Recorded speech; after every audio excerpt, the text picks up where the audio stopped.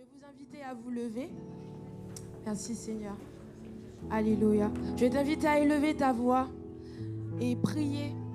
Parce que je crois que même si tu ne sais pas prier, c'est en priant qu'on apprend à prier. Amen. Donc nous allons élever la voix vers le Seigneur. Merci Seigneur encore pour ta présence au milieu de nous. Merci Seigneur Jésus parce que je le répète peut-être, mais je crois que ce moment est unique Seigneur Jésus. Je crois que tu vas agir à travers ce moment. Tu as déjà fait ce matin et tu peux encore faire aujourd'hui. Rien n'est impossible à toi. Seigneur Jésus, merci encore pour ta présence au milieu de nous. Merci parce que tu es là Seigneur Jésus. Et je te remercie pour mon frère. Je te remercie pour ma sœur. Merci Seigneur Jésus. Parce que je crois que chacun d'entre nous, c'est avec la joie que nous sommes venus en ce matin. Je crois que c'est dans la joie pour pouvoir te voir, Seigneur Jésus, avoir un moment avec toi. Merci, Seigneur, pour toute cette semaine aussi que tu nous as permis de passer. Je ne sais pas si ta semaine a été difficile, je ne sais pas comment ta semaine s'est passée, mais je peux t'assurer qu'aujourd'hui est encore un jour béni. Aujourd'hui est quand même une grâce que le Seigneur te donne, ne serait-ce que pour le souffle de vie qu'il t'a donné, ne serait-ce que pour la grâce qui te permet de voir tes proches. C'est une grâce, mon frère, ma sœur. C'est une grâce, mon frère, ma sœur. Alors ne reste pas la bouche fermée en ce matin. Je prie que tu puisses vraiment ouvrir ta bouche et parler à ton Dieu. Le remercier en ce matin. Merci Jésus. Merci pour ce moment. Merci pour mon frère. Merci pour ma sœur. Juste des paroles simples. Élève ta voix vers ton Dieu. Élève ta voix vers ton Dieu. Reçois notre reconnaissance en ce matin. Oui, il est tout pour nous, Seigneur, de demeurer ensemble. C'est alors que vient la bénédiction. Merci pour la bénédiction, Seigneur. Merci pour la bénédiction. Merci pour l'atmosphère qui est changée. Merci parce que tu es là. Tu es au milieu de nous. Nous croyons que tu vas agir, Seigneur. Fais descendre ton esprit. Fais descendre ton esprit en ce matin, Seigneur. Oh Jésus. Oh Jésus, oui tu peux prier, oui tu peux prier, oui tu as la liberté de prier, c'est une grâce, sache que c'est une grâce qu'ici en France nous ayons la liberté de prier comme cela. Alors profite de ce moment, profite de cette grâce, dans le nom de Jésus-Christ.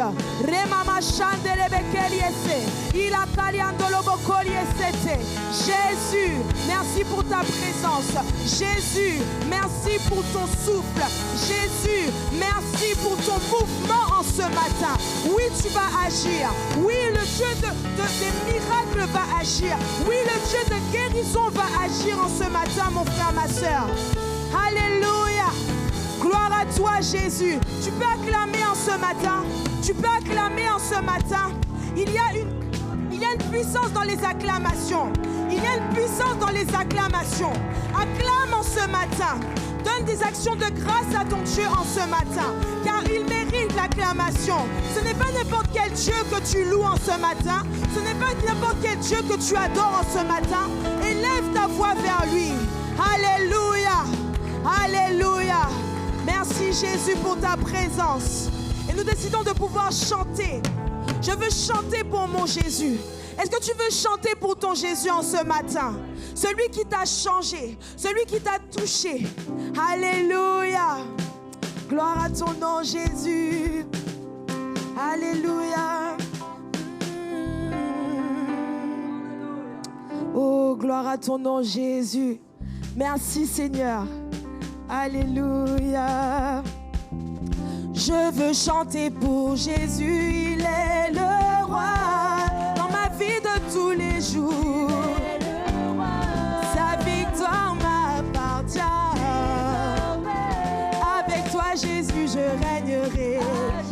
Oh, je veux acclamer mon Dieu. Acclame en ce matin, dans ma vie de tous les jours. Sa victoire m'appartient. Avec toi, Jésus, je régnerai. Oh, chantez ma.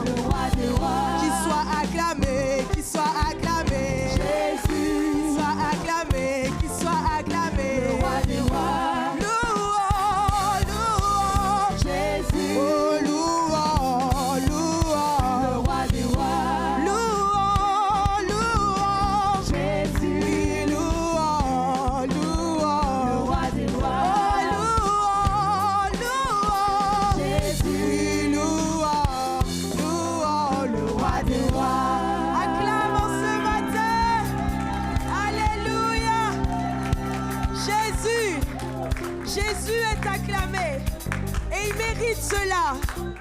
Gloire à ton nom. Fais élever des actions de grâce en ce matin. Tu peux continuer à acclamer ton Dieu. Alléluia. Merci pour tout, Seigneur Jésus. Comment rester la bouche fermée devant toi, devant tout ce que tu as fait, Seigneur? Tu es loué, Jésus. Amen, amen, amen.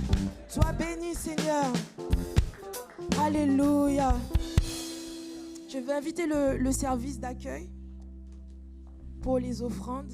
Alléluia. Merci, Seigneur Jésus. Est-ce que tu es dans la joie en ce matin, mon frère, ma soeur? Alléluia.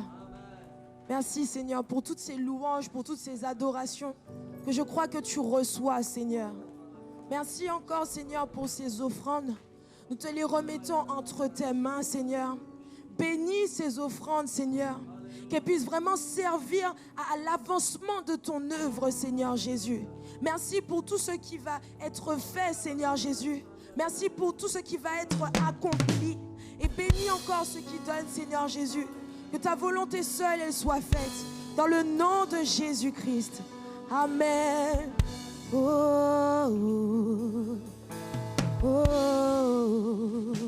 Je voulais t'encourager encore en ce matin. Je voulais que tu puisses comprendre qu'on doit aller encore de plus en plus loin avec le Seigneur. Aller de gloire en gloire avec lui. De victoire en victoire avec lui. Le Seigneur a placé quelque chose en toi, quelque chose de brut. Et je crois qu'il va permettre que cette chose devienne parfaite. Ce don qu'il a placé en toi, ce talent qu'il a placé en toi, sache qu'il va agir encore. Il faut juste que tu le laisses agir, que tu puisses continuer à monter, avoir plus de vouloir plus de Dieu en toi. Alléluia. C'est comme Élisée qui voulait la double portion d'Élie. Alléluia. Seigneur, nous voulons la double portion. Oui, Seigneur, nous voulons aller de gloire en gloire. Mon frère, ma soeur, si tu veux, tu peux te lever. Je t'invite à te lever dans la présence de Dieu. Alléluia. De gloire en gloire, de gloire en gloire, tu m'emmènes, tu m'emmènes. Oui, de gloire en gloire, de gloire en gloire, tu m'emmènes, Jésus, tu m'emmènes de gloire.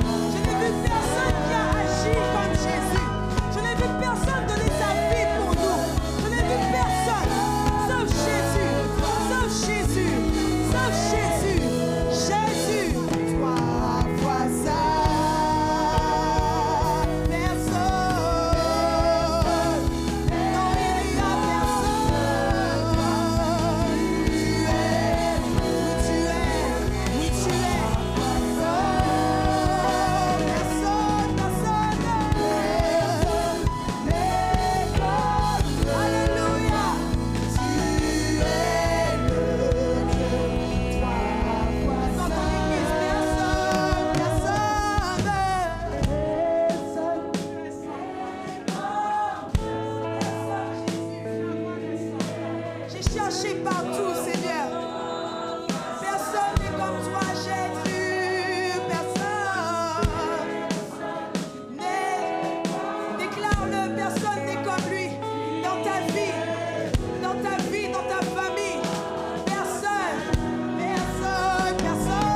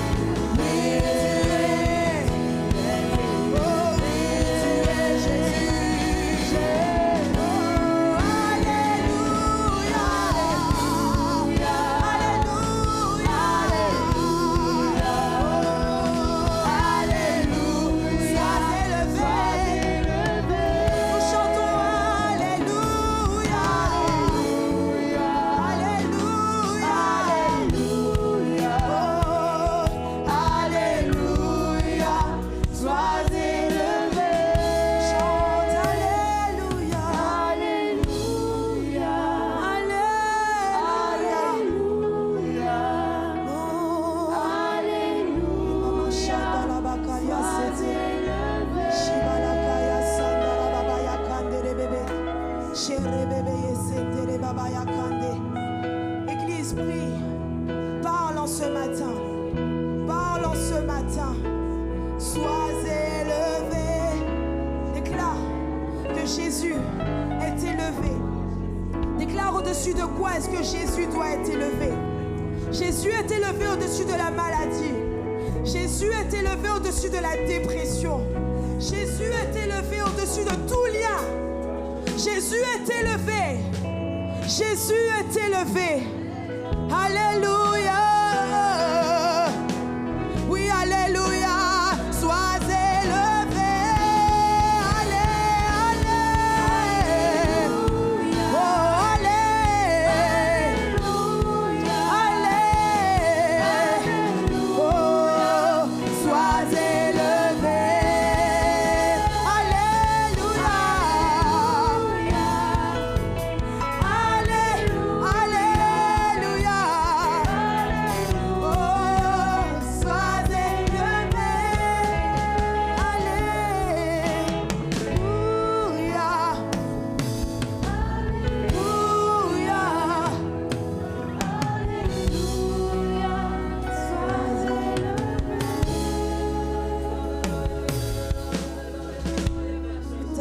présence en moi devienne réelle, que ta présence en moi devienne palpable. Je veux une autre dimension de toi. Oui, je veux une autre dimension. Que ta présence en moi devienne réelle, que ta présence en moi devienne palpable. Je veux une autre dimension de toi. Chantons que ta présence en moi devienne réelle, que ta présence en moi devienne palpable. Alors je veux une autre dimension. Mais c'est pas pour toi, mais moi je veux une autre dimension. Que ta présence, oui, plus de toi, Seigneur. Je veux. Alors nous disons la dimension du toucher, la dimension de gloire, la dimension de puissance. Je veux la dimension du toucher, la dimension de gloire, la dimension. Encore une fois, déclare-le, la dimension du toucher, la dimension de gloire, la dimension de puissance. Oh,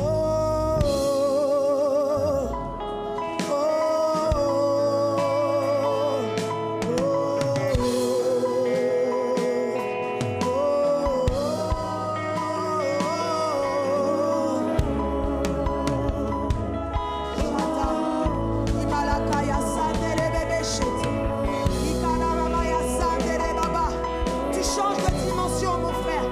Tu changes de dimension, ma soeur. Tu montes encore. Tu montes encore. Tu montes encore. Dans le nom de Jésus. Oh. Oh.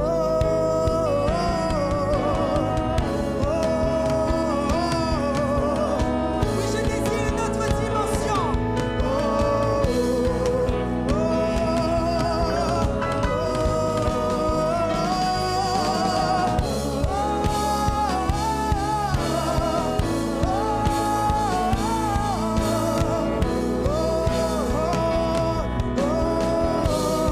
Déclarons, c'est ma saison. C'est ma saison. C'est ma saison. C'est ma saison. Oui, c'est ma saison. Oui, c'est ma saison du toucher. Oh oui, c'est ma saison.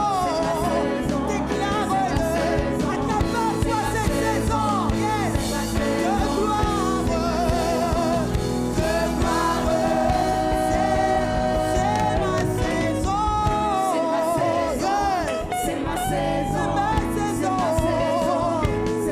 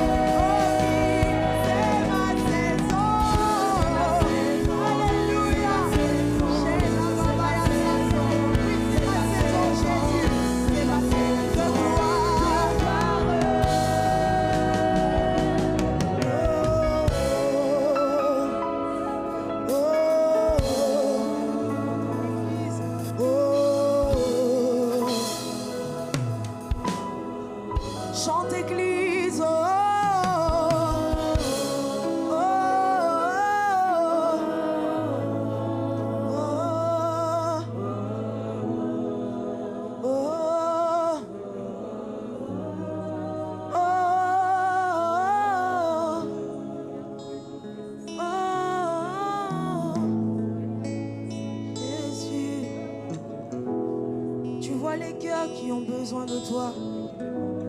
Tu vois les cœurs qui veulent plus de toi. Continue à chanter. Oh. Seigneur, tu vois les cœurs assoiffés. Seigneur, tu vois les cœurs assoiffés. Tu vois les cœurs, Seigneur Jésus. Oui, nous voulons plus de toi. Oui, nous voulons plus de toi, Seigneur.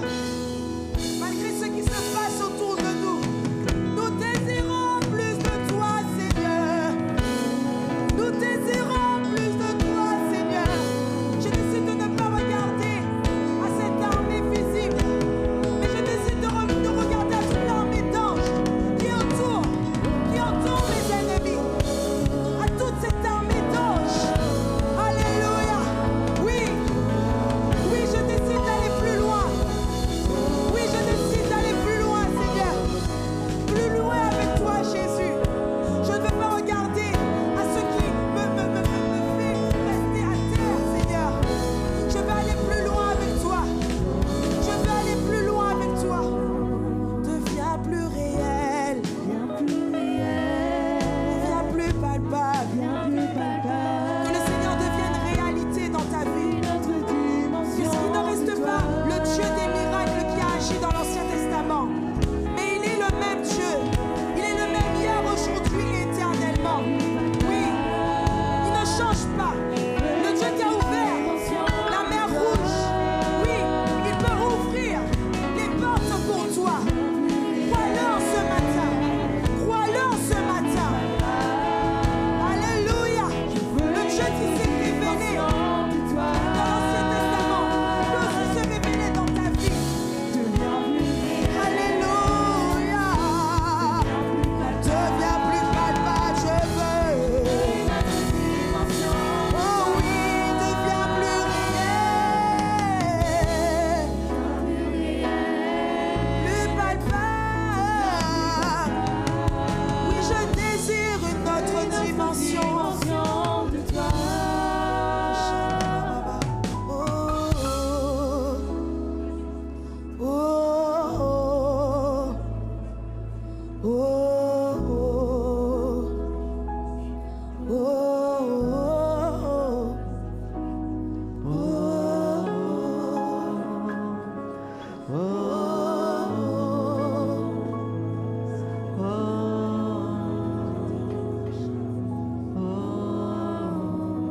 Adore le Seigneur là où tu es ce matin.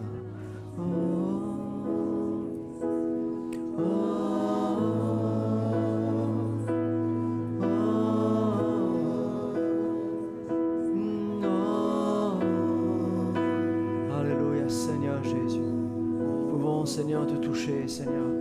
Ce matin, Seigneur, pour venir à tes pieds, Seigneur, comme cette femme qui avait cette perte de sang et qui a goûté à la dimension du toucher. Qui a dit, si je puis toucher le bord de son vêtement, je serai guéri.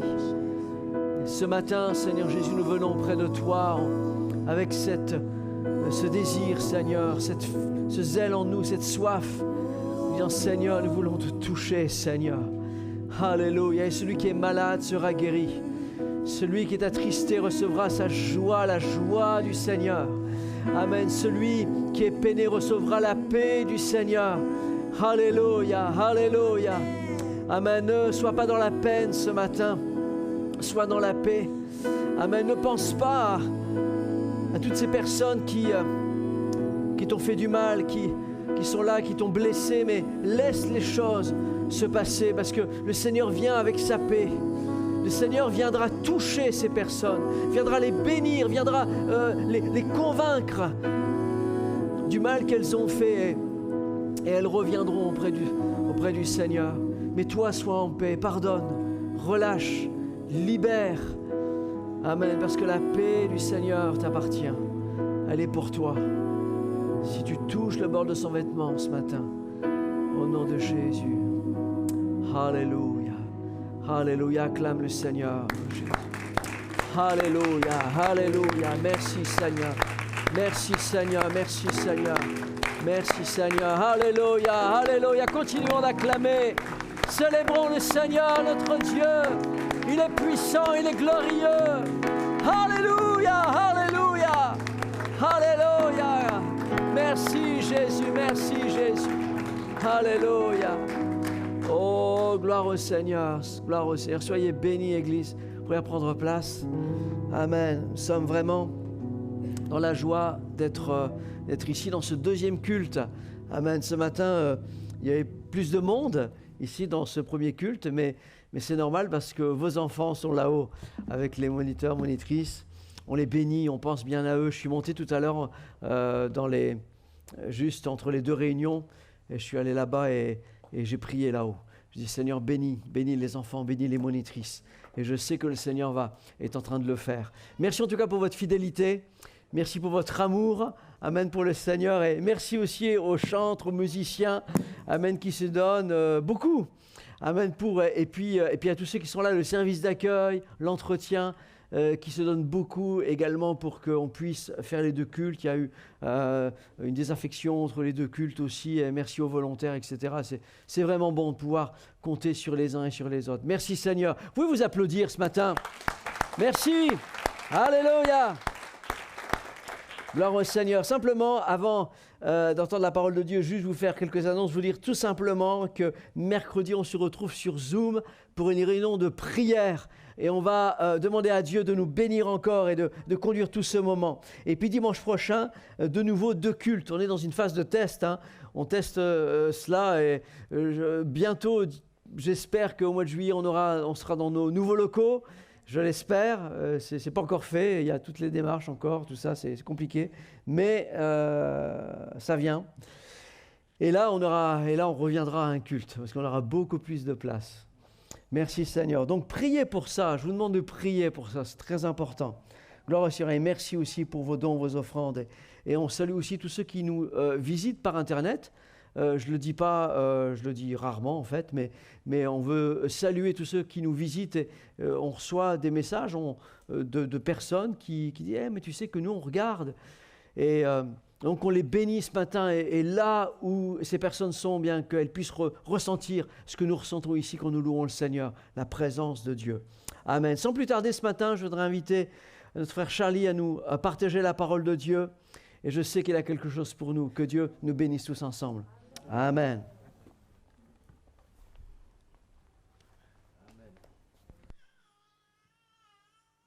Amen. Ça va? Est-ce que vous allez bien ce matin? Amen. On est content d'être là, ce deuxième culte-là. Et c'est vrai que c'est une première, mais c'est intéressant de se retrouver comme ça à nouveau. Je ne sais pas s'il y en avait qui étaient déjà là au premier culte. Ne levez pas la main, mais soyez bénis vraiment. Que Dieu vous bénisse et profitez de ce moment où vous pouvez vous retrouver à nouveau devant le Seigneur. Amen. Et c'est une opportunité incroyable. Et ce matin, j'aimerais vous apporter la parole de Dieu et vous parler d'un thème que j'ai intitulé « Né pour un temps comme celui-ci ». Et j'aimerais qu'on lise ensemble dans Esther chapitre 4, à partir du verset 12. Et après, on va prier, que Dieu bénisse sa parole. Et on va lire dans Esther chapitre 4, verset 12 au verset 14, où il est dit « Lorsque les paroles d'Esther eurent été rapportées à Mardoché, Mardoché fit répondre à Esther, « Ne t'imagine pas que tu échapperas seul d'entre tous les Juifs, parce que tu es dans la maison du roi, car si tu te tais maintenant, le secours et la délivrance surgiront d'autre part pour les Juifs. Et toi et la maison de ton père, vous périrez. Et qui sait, si ce n'est pas pour un temps comme celui-ci que tu es parvenu à la royauté. » Amen. Amen. Merci Seigneur pour ta parole, pour ta fidélité. Merci pour tes bontés que tu renouvelles chaque matin. Et Seigneur mon Dieu, chaque jour, Seigneur, c'est une occasion de te redécouvrir à nouveau. Et tu nous fais aller de gloire en gloire, Seigneur. Merci vraiment pour tes bienfaits. Bénis encore ta parole, bénis ton Église et bénis nos amis, nos frères qui nous écoutent sur Internet. Tu les bénis et tu les gardes entre tes mains et tu pourvois leurs besoins. Et merci encore de ta fidélité, que ton nom soit glorifié dans le nom de Jésus-Christ. Amen. Amen. Ce matin, j'aimerais vous parler d'un thème que j'ai intitulé « Né pour un temps comme celui-ci ». Parce que parfois dans la vie, quand on avance, quand on avance sur le chemin de notre vie, on est persuadé que plein de choses que l'on vit sont dues au hasard. Et on est convaincu que les galères que l'on vit, que les épreuves par lesquelles on passe sont juste une succession de choses qui sont là hasardeuses, etc. Et pour beaucoup, je pense, en 2020, ça a été une année où on a été surpris. surpris par la vie, surpris par des décisions qui ont été prises. Et moi, le premier, je me rappelle quand on nous a annoncé la première fois qu'on allait être confinés, je me suis dit, mais waouh, est-ce que c'est pas une blague? Et on a été surpris par quelque chose qu'on a négligé. On s'est dit, on se disait, bah, tiens, le virus, ok, il est dangereux, etc. Mais ça ira. Et finalement, on a été surpris par quelque chose qui nous impacte encore aujourd'hui. Et la vie est faite de surprises. Et parfois, on se retrouve comme ça sur le chemin de notre vie où on fait face à des choses qui n'étaient pas prévues. Et j'aimerais vous parler justement de ce genre de moment où on fait face à des situations inattendues. Ou quand tu te retrouves avec un beau crédit maison et que 2 jours plus tard, une semaine plus tard, on t'annonce que tu es viré. Après des années de travail, on t'annonce que tu fais plus partie des personnes qui vont travailler. Ou alors on t'annonce finalement que l'entreprise où tu as été pendant des années va fermer. Et pour beaucoup de personnes, 2020, ça rimait avec ça. Ça rimait avec des surprises jour après jour, où tu te lèves un matin avec une joie dans ton cœur et finalement, cette joie est estompée par la nouvelle qu'on t'annonce. Et parfois, comme ça, on se retrouve face à des choses que l'on ne comprend pas. Et on se dit, mais pourquoi moi, quoi? Et on se demande, mais est-ce qu'on est vraiment au bon endroit? Et ce matin, j'aimerais qu'on revoie un petit peu les choses différemment et qu'on comprenne finalement que peu importe les aléas de la vie, peu importe les choses que l'on vit, il se peut que Dieu ait tout prévu. Il se peut finalement que l'endroit que l'on pense être un endroit inconfortable, il se peut que Dieu ait choisi justement que l'on soit là. Il se peut que ce que tu vis aujourd'hui, aussi difficile soit-il, il se peut que Dieu ait tout prévu déjà. Et que l'endroit, la galère que tu vis, c'est justement ce qu'il te fallait. Amen. Alors c'est bizarre de dire ça comme ça, de dire non, il n'y a personne qui se lève le matin en disant, tiens, waouh, j'ai envie de vivre des galères, Seigneur. Seigneur, donne-moi une bonne galère cette semaine et je me sentirai bien à la fin de la semaine, ok? Il n'y a personne qui aime ça. Et pourtant, il y a des choses que tu vis, des choses que tu vis encore aujourd'hui, maintenant là. Et si Dieu avait prévu que ça se passe comme ça? Et si tu es justement la bonne personne, au bon moment, à la bonne époque? Parce que des fois, on aime bien dire, c'était mieux avant, ok? Le pain, il était mieux avant, la nourriture était mieux avant, ok? Et quand tu commences à dire ça, ça veut dire que tu as dépassé les 50 ans. Quand tu commences à dire que c'était mieux avant, ok? Parce que quand tu as 20 ans, tu sais, c'est mieux maintenant, pas avant. Et souvent, on dit c'était mieux avant. Moi, je crois que c'est mieux là où tu es.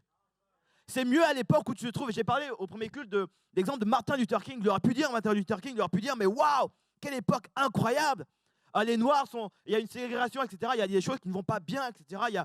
Il y a des gens qui étaient persécutés. Il aurait pu dire, mon époque, elle est pourrie. Et pourtant, il était au bon endroit, au bon moment. Comme parfois, les choses que l'on vit, même si on n'est pas à l'aise avec ça, mais Dieu te dit, tu es au bon endroit, au bon moment. Et la Bible nous parle de l'histoire d'une femme qui va se retrouver comme ça dans une situation. Cette femme s'appelle Esther, on va voir ça tout à l'heure, qui nous rappelle simplement que finalement, Dieu a préparé des choses en avance pour qu'on puisse les pratiquer. C'est ce que dit la parole de Dieu dans Éphésiens 2, au verset 10. Il est dit, car nous sommes son ouvrage, ayant été créés en Jésus-Christ pour de bonnes œuvres que Dieu a préparées d'avance afin que nous les pratiquions. Il y a des choses que Dieu a préparées d'avance dans ta vie. Il y a des situations, il y a des chemins que Dieu a préparés dans ta vie et que j'aimerais te l'annoncer, tu vas les pratiquer. Que tu le veuilles ou non, tu les pratiqueras. Il y a un homme qui a voulu essayer de ne pas pratiquer ce que Dieu avait prévu, il s'appelait Jonas. On connaît la suite. Il a fini dans le ventre d'un poisson. Ok? Donc si tu veux faire comme Jonas, mon ami, tu finiras dans le ventre d'un poisson. Tu seras son 4 heures, ok? Parce que ce que Dieu a prévu dans ta vie, aussi bizarre que ça puisse paraître, il accomplira quand même. Et c'est une bonne nouvelle de se dire que Seigneur, mon Dieu, ma vie n'est pas le fruit du hasard. Je ne suis pas le fruit d'un truc qu'on a mouliné dans un espèce de moulinex géant et bam, l'homme est venu sur terre. Non, je ne suis pas le fruit du hasard, mais Dieu a prévu des choses pour moi. Et si tu le crois, dis Amen. Il y a des projets pour ta vie. Alors j'ai préparé des œuvres, dit le Seigneur, que j'ai créées j'étais créé pour de bonnes œuvres afin que tu les pratiques. Et Esther, finalement, c'est un peu le livre où on comprend que non, il y a trop de choses qui se font. Il y a trop de choses derrière, ça peut être le hasard. Il y a trop d'événements qui se passent. Et c'est ce que le Mardoché, on va voir un petit peu qui est Mardoché plus tard, mais Mardoché, qui est un proche de Esther, va dire dans Esther chapitre 4, verset 14, il dit et qui sait, ceux qui étaient là au premier culte ont compris, et qui sait, ce n'est pas pour un temps comme celui-ci que tu es parvenu à la royauté. Il va discerner que là, non, il y a un truc qui se passe. Est-ce que ce n'était pas déjà prévu, ça? Et parfois, quand on vit des galères incroyables, et quand on est dedans, des galères financières, des galères de santé, où on a une santé qui est affectée, on se dit, mais Seigneur, mais pourquoi quoi? Pourquoi je vis ça? Pourquoi j'ai perdu mon emploi? Pourquoi j'ai perdu cette situation qui était confortable? Pourquoi j'ai perdu mon mari? Pourquoi j'ai perdu ma femme? Pourquoi j'ai perdu mon enfant? Pourquoi j'ai perdu un être cher? Et si tout ça était sous contrôle? Et si Dieu avait prévu une porte de sortie à ce que tu vis aujourd'hui? Et j'aimerais, à travers l'histoire d'Esther, comprendre ici que non, Dieu a prévu des choses pour ta vie. Regarde ton voisin le plus proche, dis-lui, Dieu a prévu des choses pour toi. Sans le contaminer, évidemment. Et l'histoire d'Esther, c'est l'histoire d'une jeune fille orpheline qui va être élevée par Mardoché. Et finalement, elle se retrouve, alors qu'elle a perdu ses parents, on aura pu, oh, la pauvre, elle a perdu ses parents, la vie est finie, etc. Non, ça continue parce que finalement, elle va se retrouver reine de l'Empire de Perse. Il faut se rappeler que c'était à l'époque l'empire le plus puissant de l'époque. C'était un petit peu, je ne sais pas comment est-ce qu'on peut comparer aujourd'hui, on va dire, c'était un grand pays, hyper puissant, un petit peu. Et la Bible nous dit qu'elle va être catapultée en tant que reine, elle va devenir reine de l'Empire perse. Elle part de jeune orpheline à reine. Et on se dit, mais waouh, quelle belle histoire d'amour. On peut se dire ici que c'est l'histoire de Cendrillon, ou alors au choix, l'histoire de la belle et le clochard, on ne sait pas. Mais c'est une belle histoire d'amour qui prend place. Et c'est magnifique, il y a des paillettes dans sa vie. Enfin, tout est beau, jusqu'à ce qu'il y ait une histoire qui vienne. Comme parfois, on avance innocemment sur le chemin de notre vie, on est content, on a commencé 2020, on a même commencé décembre 2020, c'était bien, on a fêté, on a participé à un repas en famille. Et là, en 2021, il y a une nouvelle qui prend place et qui te dit que tu viens de perdre ce que tu tenais par-dessus tout. Et il y a quelques années, je vais vous raconter une histoire que je n'ai pas racontée au début, mais il y a quelques années, c'était fin 2010, alors qu'on avait généralement des moments comme ça avec les jeunes où qu'on appelait le banquet, qu'on appelle toujours le banquet, on l'a juste pas fait à cause du Covid. On avait des moments où on se retrouvait entre frères, entre chrétiens, c'était magnifique, on célébrait la fin de l'année, le nouvel an, etc. C'était beau, etc. Donc on avait vraiment passé de bons moments, je me souviens, j'étais rentré, vous savez quand vous avez passé une bonne soirée, vous rentrez, vous faites de beaux rêves, c'est magnifique, ok? Et ça, samedi soir, on était rentré, et le dimanche matin, je m'apprête à aller au culte, je me prépare, je m'habille, etc. Et là, alors que j'ai commencé l'année 2020, j'ai fini l'année c'était magnifique, c'était en 2010, 2011, alors que j'avais passé une bonne soirée, etc. 2011, début 2011, c'était le 2 janvier. Et en fait, je reçois un appel complètement inattendu, très tôt le matin. Il était à 9h, je m'apprêtais à aller, j'étais déjà prêt pour aller à l'église. Et là, c'est ma mère qui est au bout du fil. Et là, ma mère qui essaie, les mères, elles aiment bien, elles protègent leurs enfants, etc. Et qui essaie de me ménager, elle tourne un peu en rond, elle me prend des nouvelles, etc. Jusqu'à ce qu'à un moment donné, au bout du fil, elle parle, et après, elle s'est arrêtée de parler. J'ai plus rien entendu pendant 5 secondes interminables. Et dans ma tête, en tant qu'on est on comprend, j'ai commencé à comprendre ce qu'elle ne voulait pas m'annoncer. Et en fait, c'est une autre voix qui va m'annoncer la mauvaise nouvelle. Et là, il y a ma tante qui prend le téléphone et elle m'annonce que je venais de perdre mon frère à ce moment-là. Et là, je me dis, je dis rien, j'encaisse le coup. Et quand elle m'a dit ça, elle m'a repassé ma mère qui, je pense elle avait arrêté de parler parce qu'elle s'était mise à pleurer, etc. Donc elle était revenue et on s'est mis à parler. Et je l'ai encouragée, étrangement. Je venais de recevoir C'était mon plus jeune frère, hein. On avait 1 an et demi d'écart. Et donc, il y a cette nouvelle qui prend place. Et là, je suis complètement... On se retrouve comme ça, on est debout, mais on se dit, mais on est en train de rêver. J'ai jamais autant souhaité me réveiller de ce cauchemar qu'à ce moment-là, où on t'annonce une nouvelle, alors qu'un jour avant, c'était la fête, c'était beau. Et là, on m'a annoncé que je venais de perdre mon frère, en plus dans des circonstances qui étaient... Je ne vais pas vous en parler, mais c'était pas... J'aurais aimé qu'il parte différemment, ok? Il s'est retrouvé au mauvais endroit, au mauvais moment. Il a voulu aider des gens et c'est lui qui a pris. Bon. Et là, j'ai cette nouvelle qui prend là, qui vient terrasser complètement. J'avais des projets, je me rappelle, j'étais en fin d'études, j'ai fait une école d'ingénieur et j'étais en fin de cycle et j'avais plein d'examens à passer. Et là, je me suis dit, Seigneur, j'avais aussi des impôts à payer. J'avais des impôts à payer, j'avais des examens à passer et je venais de perdre mon frère. Et là, tu te dis, mais waouh, c'est beaucoup, Seigneur. Là. Ça fait un peu trop comme situation. Et parfois dans la vie, c'est comme ça qu'on se retrouve. Il y a des choses que l'on vit, il y a des drames comme ça que l'on vit, qu'on n'a pas demandé, mais qui viennent à nous comme ça. Et qui vont finalement briser les rêves qu'on avait. Et qui vont anéantir un petit peu les projets qu'on avait. Il n'y a personne qui a envie de perdre un frère. Il n'y a personne qui a envie, et je souhaite à aucune mère de perdre son enfant. Il n'y a personne qui veut vivre sur ça. Et pourtant, dans la vie, la réalité, c'est que vous et moi, on vivra des drames. Vous et moi, on vivra des choses difficiles. Et dans ces moments-là, mon ami, tu dois savoir comment te comporter. La Bible nous parle de cette histoire de Esther qui a vécu tout allait bien, c'était beau, un conte de fées, jusqu'à ce qu'on lui annonce que finalement, il y a un monsieur qui a décidé d'exterminer tous les Juifs. Et là, la question, c'est comment tu fais? Comment tu réagis à ça?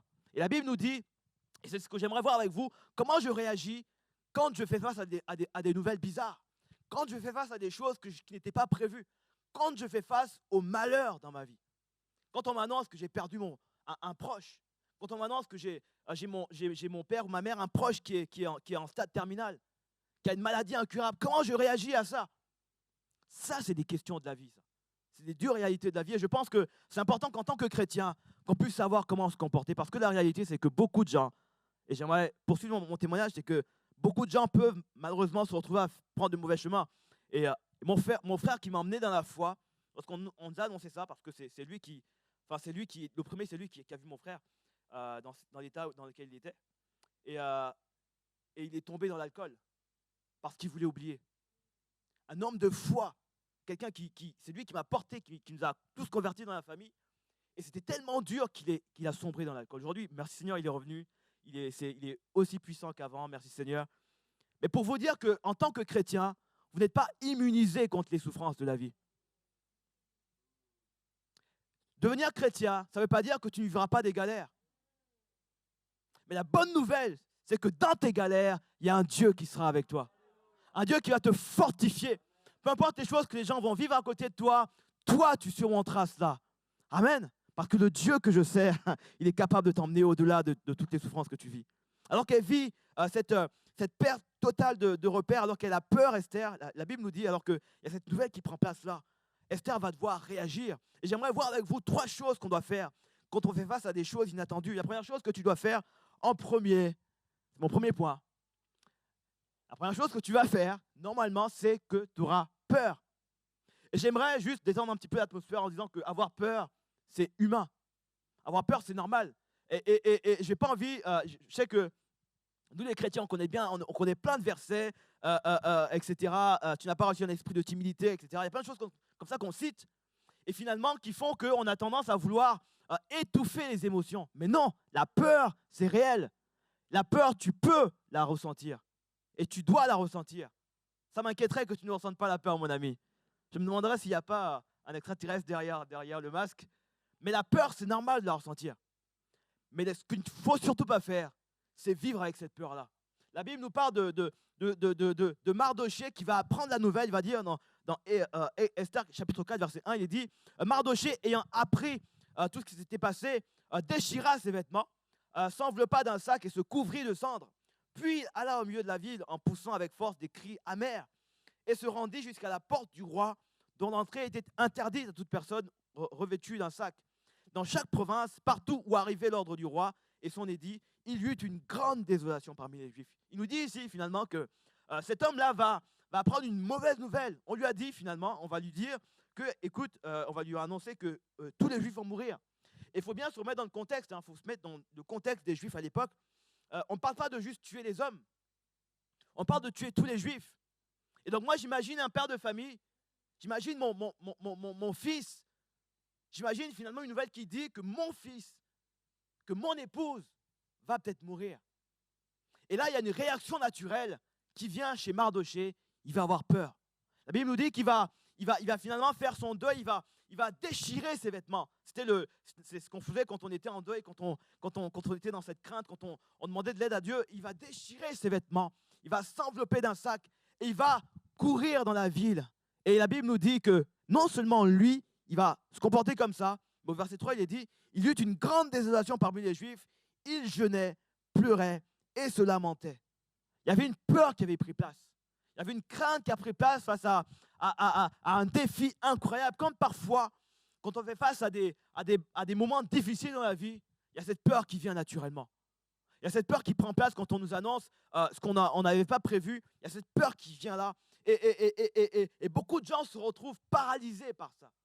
Paralysés par cette peur qui finalement les empêche d'avancer. On se retrouve à se dire, si j'ai vécu ça, je ne pourrai plus y arriver.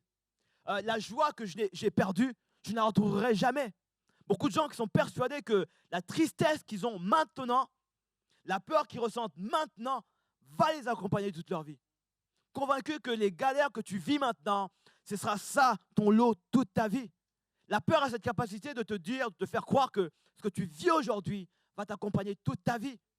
Et la peur va paralyser. La parole de Dieu nous parle du peuple d'Israël. Lorsque Goliath vient devant eux, dans 1 Samuel chapitre 17, il est dit au verset 24, à la vue de cet homme, à la vue de Goliath, tous ceux d'Israël s'enfuirent devant lui et furent saisis d'une grande crainte. La peur va paralyser toute une armée puissante. Quand on regarde l'histoire du peuple d'Israël, il y avait de très très bons soldats, de très très bons guerriers. Et la Bible nous dit que devant un seul homme qui faisait 2 mètres et quelques, ils vont être paralysés. La peur peut remettre en question tes propres capacités. À quelqu'un qui a enchaîné les successions des échecs finalement, des échecs sentimentaux, des échecs dans le travail, quelqu'un qui a vécu relation coupée par relation coupée, quelqu'un qui n'a jamais trouvé l'homme ou la femme idéale, va se retrouver à penser, à croire que la vie c'est ça. Va avoir cette peur qui va la paralyser, qui va dire non, je ne pourrai jamais trouver quelqu'un de bon. Parce que ce que j'ai toujours vécu, c'était une relation qui commence aujourd'hui, qui finit demain, etc. etc. Et il y a cette peur qui prend place, et cette remise en question qui prend place. La peur, finalement, va remettre en question toute une armée. Des gens qui avaient un entraînement particulier, ils vont se remettre en question. Comme parfois dans notre vie, quand on vit des drames spirituels, des drames personnels, on se dit, on ne va pas y arriver. On se dit, notre avenir, il s'arrête là. On se dit finalement, j'aurai jamais d'enfant, j'aurai jamais de mari, j'aurai jamais de travail. Et ma vie, ce sera toujours une succession d'échecs. Ils vont avoir peur de lui. Et chacun disait, verset 25, avez-vous vu s'avancer cet homme? C'est pour jeter à Israël un défi qui s'est avancé. Ils vont voir quelqu'un, ils vont voir une situation, et ils vont avoir cette peur qui va les paralyser. Le fait est que quand on fait face à une situation dans la vie, quand on fait face à quelque chose, la réalité, c'est qu'on ne peut pas changer le passé. Tu ne peux pas changer le passé. Tu ne peux pas changer le fait que quelqu'un qui t'est cher soit malade. Il est malade, tu ne peux pas revenir en arrière, prendre la DeLorean et faire en sorte qu'il tombe. Ça n'existe pas, ça. Par contre, tu peux changer la façon dont tu vois la situation. Tu peux changer finalement la manière dont tu vois la situation qui se présente devant toi. Quelqu'un qui est malade, ok, mais moi je vois quelqu'un qui peut être guéri par Dieu. Tu n'as pas de travail, ok. Moi je vois quelqu'un qui peut trouver un meilleur travail que celui que tu as perdu. Tu n'as pas de situation personnelle, tu vis tout seul peut-être aujourd'hui, ok. C'est pas beau, enfin, tu prends comme tu veux. Moi je vois quelqu'un qui va prendre le temps avec Dieu et qui trouvera un jour quelqu'un qui corresponde à qui il est vraiment. Amen. Parce que la peur a cette capacité de nous faire voir des choses qui ne sont pas vraies. Quand on vit des drames sur drames, on a l'impression finalement que la vie, c'est juste une succession d'échecs et que rien n'avancera jamais dans notre vie. Mais non, il faut que tu ailles plus loin que ça. Tu peux avoir peur, mais mon ami, ne reste pas dans cette peur-là. Ne reste pas paralysé par la peur. Parce que si tu restes dans cette peur-là, tu vas finalement ne pas avancer. Tu vas continuer à vivre jour après jour dans le passé. Et beaucoup de gens, beaucoup d'hommes et de femmes aujourd'hui vivent constamment dans le passé. Si j'avais, s'il m'avait, si, etc. Trop de si. Et beaucoup de gens vivent dans le passé et refusent d'avancer. Parce que pour eux, ce qu'ils ont vécu est tellement... ils ont perdu un truc tellement bien que ce qui est devant, ça ne mérite même pas qu'on aille de l'avant. Et beaucoup de gens, on va idéaliser finalement les choses qui sont devant nous, enfin qui sont derrière nous, quand il y a des choses que Dieu veut mettre devant nous. Donc avoir peur de quelque chose, c'est normal. Mais j'aimerais dire à quelqu'un que tu dois, que ta peur, que tes émotions ne doivent pas dominer qui tu es, mais c'est la foi en Dieu, ta foi doit dominer tes émotions. Il est important de remettre les choses dans l'ordre finalement, de dire ok, j'ai peur, c'est normal, c'est naturel, mais je vais mettre la foi en Dieu au-dessus de tout ça. Amen. Parce que la peur peut te paralyser. Et ce qui nous fait que l'on a peur du lendemain, qu'on a peur de ce que l'on voit, enfin, quand on a peur des choses qui nous arrivent, parce qu'on les voit. Parce qu'on regarde aux choses devant nous. Parce qu'on regarde à Goliath qui est devant nous. Parce qu'on regarde aux statistiques, comme je disais tout à l'heure. On regarde aux choses qui sont là devant nous. La Bible nous dit, et nous encourage, c'est pour ça qu'il est dit dans 2 Corinthiens chapitre 5, verset 7, il est dit, et c'est important que l'on marche comme ça, il est dit, car nous marchons par la foi et non par la vue. Pour la simple raison que quand tu marches par la vue, quand tu vois des choses, quand tu touches des choses, quand tu vis des choses qui t'impactent directement, bah, tu es convaincu, tu peux être convaincu que finalement, ce que tu vois, c'est ce qui fera ta vie tout le temps. Quand tu vois quelque chose qui est devant toi, quand tu vois une situation, un courrier, c'est du palpable, tu vois un courrier, on peut être convaincu que ce courrier-là va mettre fin à ta vie. Et beaucoup de gens, je parle à quelqu'un qui a reçu un courrier, beaucoup de gens regardent des courriers et disent, ça, c'est la fin de ma vie. Ma vie s'est arrêtée au point final de ce courrier-là. Et qu'il n'y a plus d'espoir pour moi. J'aimerais te dire, transforme un petit peu ta façon de voir les choses. Commence à voir les choses autrement. La Bible nous dit, marche non pas par la vue, non pas parce que tu vois, non pas parce que tu peux toucher, mais marche par la foi, mon ami. Marche par la foi. Parce que les choses que tu vis sont vraies, sont visibles, mais marche par la foi. Et quand tu vas commencer à marcher par la foi, il y a des choses que tu vas voir qui sont incroyables.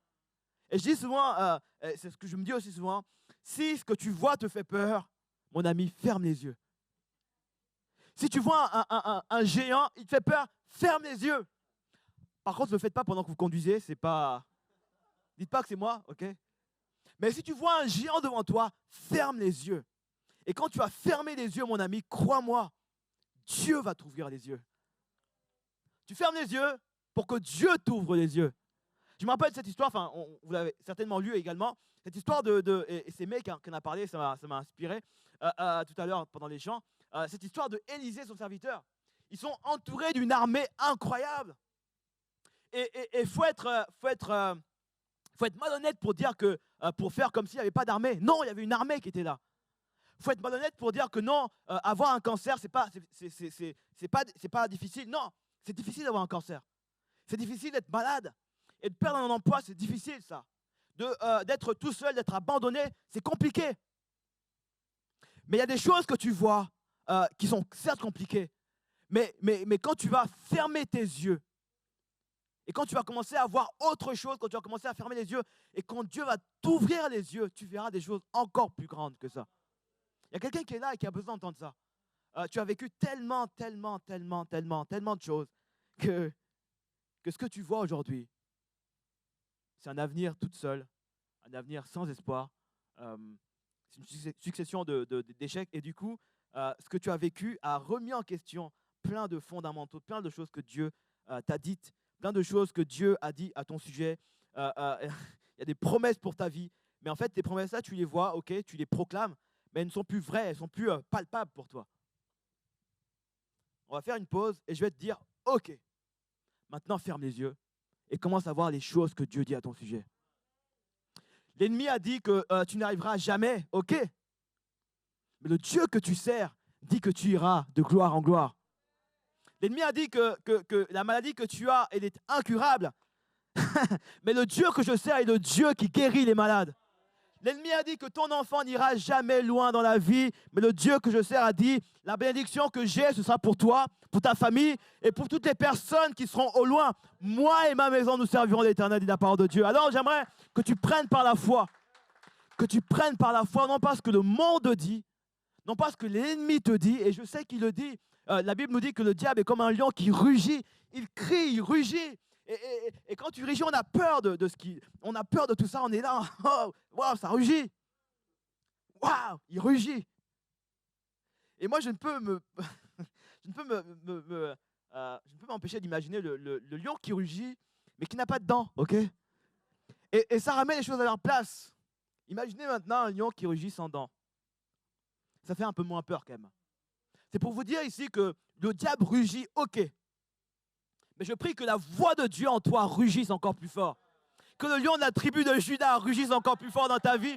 Et que tu crois que Dieu que tu sers est capable de faire. Je ne sais pas les choses qu'on t'a dites, je ne sais pas les paroles qu'on t'a dites, les menaces, les ultimatums, etc. Mais là, le lion de la tribu de Juda est avec toi. Et il rugit et il dévore ce qui est contre toi. Celui qui est en toi, crois-le vraiment, est plus fort que celui qui est dans le monde. Je ne sais pas quel est le nom que tu donnes à la personne qui t'embête, mais celui qui est en toi est plus fort que lui. Ce n'est pas juste une parole, parce que je sais qu'on maîtrise la parole de Dieu, on la connaît par cœur, etc. Tu l'as tête, etc. On cite tellement la parole de Dieu qu'on n'y croit plus. J'aimerais te dire, c'est vrai cette parole-là. Celui qui est en toi est vraiment plus grand que celui qui est dans le monde. Le Dieu que tu sers au-dessus de ça. Et c'est parce que tu vas commencer à voir les choses. Et quand on regarde aux héros de la foi, on se dit, mais waouh, ils étaient bons, ils étaient chauds, ils étaient forts, etc. La Bible nous rappelle comme, non, attention. C'était des hommes de la même nature que nous. Et moi, ça me rassure quand je dis quand même que je suis de la même nature que Élie, mine de rien. Il a fait tomber le feu du ciel, et Dieu me dit que je suis de la même nature que lui. Je me rappelle de Daniel qui a fermé la bouche des lions. Et vous savez ce que Dieu dit à son sujet? Il était de la même nature que moi. Et pire que ça, on me dit que le prophète Jean-Baptiste, est-ce que vous êtes prêts?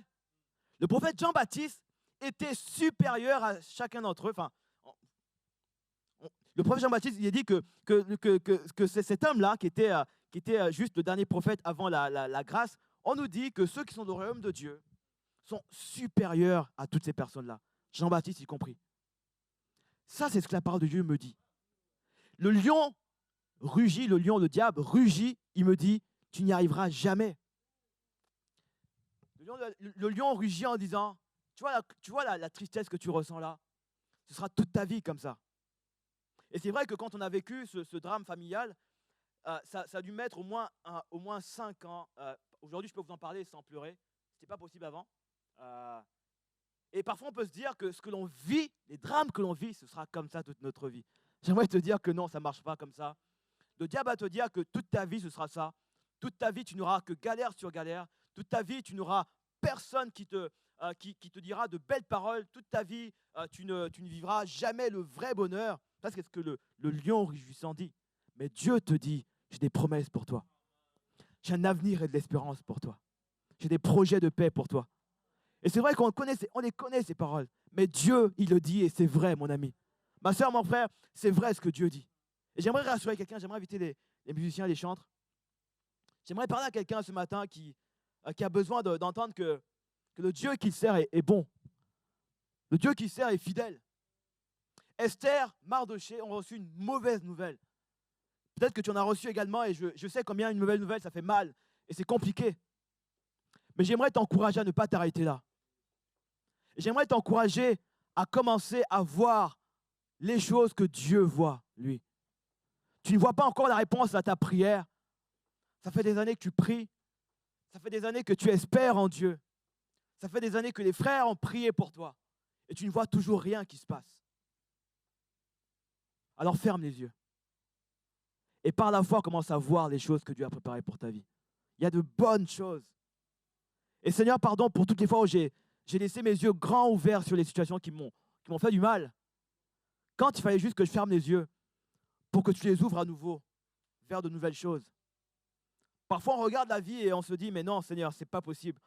On ne peut pas faire mieux qu'avant. Avec Dieu, tout est possible. Tu as fait ton possible.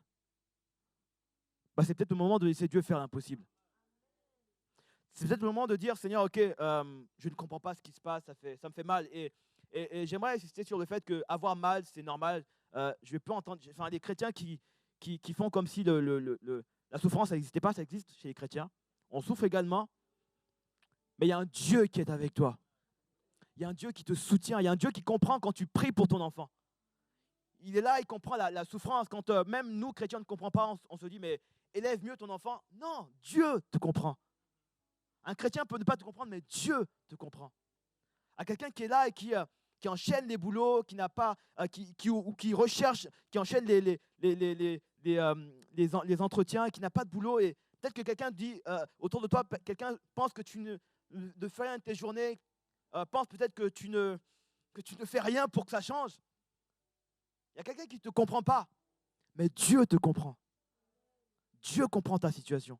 Tu n'as pas besoin de m'exposer. Il la connaît déjà. Il sait ce que tu vis. Et si moi, je ne comprends pas, lui peut te comprendre. Alors ce matin, j'aimerais vous inviter à vous lever, on va prier.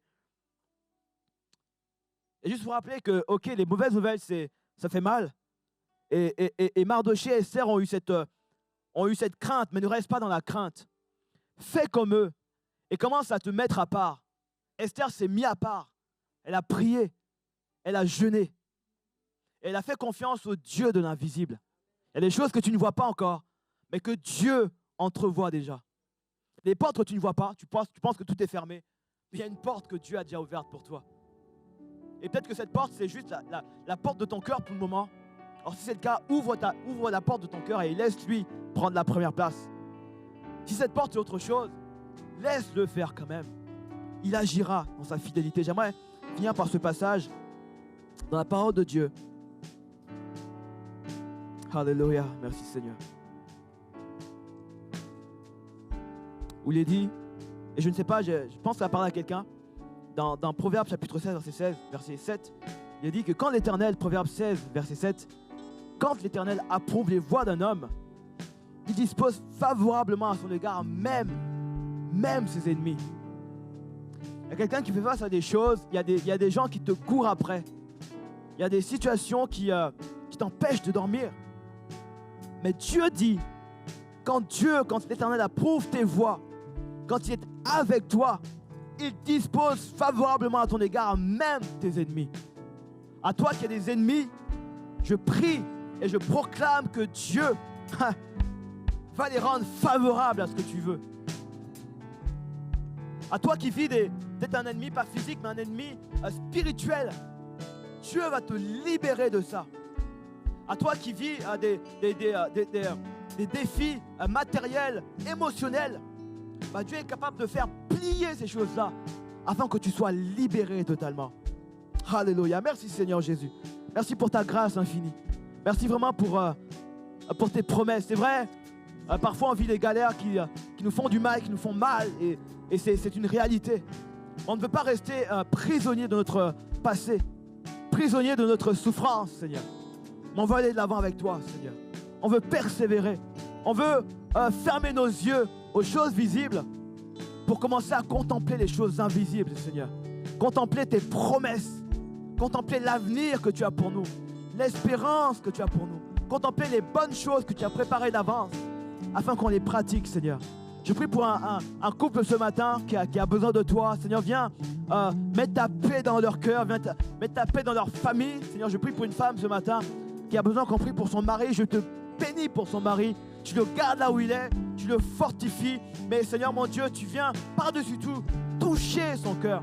Tu dis qu'on doit prier pour nos ennemis. Alors oui, on va prier pour eux. Prier que tu viennes transformer leur vie, Seigneur Jésus. Alors je prie que ton œuvre se fasse maintenant dans la vie de quelqu'un, dans le nom de Jésus. Que je prie à quelqu'un qui est là et qui émotionnellement c'est compliqué. Je prie, Seigneur mon Dieu, afin que tu viennes guérir l'âme de quelqu'un ce matin. Dans le nom de Jésus-Christ, Seigneur, tu viens restaurer son âme maintenant.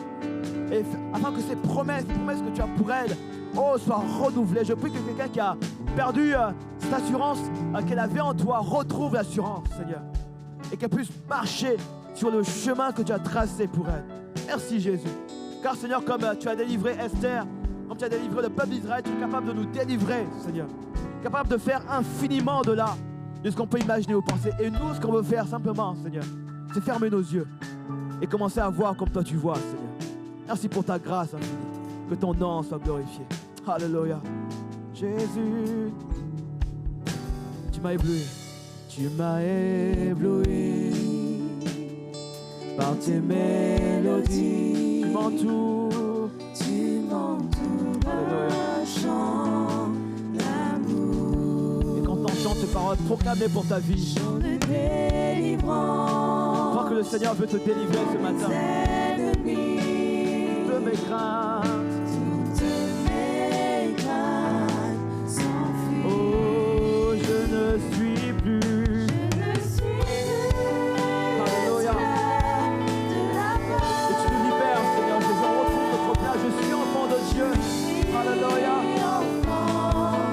Oh oui, je ne suis plus. Merci, Seigneur Jésus. Quand tu as préparé des choses pour nos vies. Oh.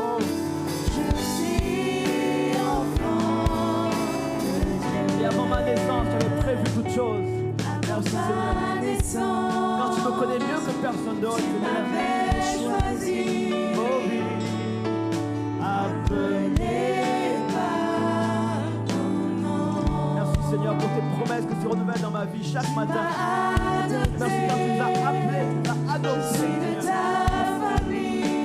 De mes craintes. Oh oui, je ne suis plus. Alléluia.